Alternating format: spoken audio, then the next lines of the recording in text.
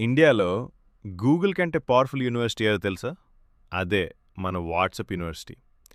ఒకరోజు పొద్దున్నే మా బాబాయ్ ఫోన్లో ఒక మెసేజ్ చూసి గజ వణికిపోయాడు. Breaking news! రేపటి నుండి దేశం మొత్తం 7 రోజుల పాటు ఇంటర్నెట్ బంద్. అంతే, ఇంట్లో ఏదో నేషనల్ ఎమర్జెన్సీ వచ్చినట్టు హడావుడి మొదలైంది. అమ్మ ఫోన్లో వంటల వీడియోలు డౌన్లోడ్ చేస్తుంది. తమ్ముడు గేమ్లు ఆడలేనని ఏడుస్తున్నాడు. కానీ ఈ fake news factory main head quarters ఎక్కడో తెలుసా? మన లోకల్ టీ కొట్టు. అక్కడ మన బాబాయ్ లాంటి ప్రొఫెసర్లు టీ తాగుతూ ఇచ్చే బిల్డప్ మామూలుగా ఉండదు. ఒక ఆయన గ్లాస్ టీ తాగుతూ అంటాడు, ఇది ఆల్రెడీ నాసా శాస్త్రవేత్తలే కన్ఫర్మ్ చేశారు తమ్ముడు.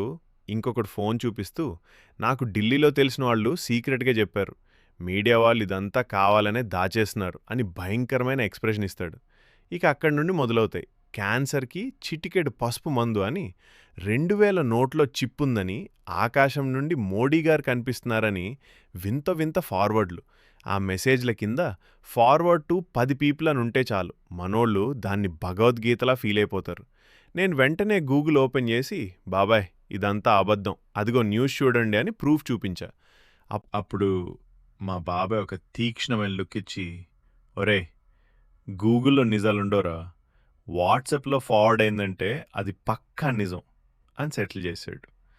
ఇండియాలో ఫ్యాక్ట్స్ రోజు రోజుకు మారచ్చు, కానీ మన వాట్సాప్ యూనివర్సిటీకి మాత్రం ఎప్పుడూ సెలవు ఉండదు.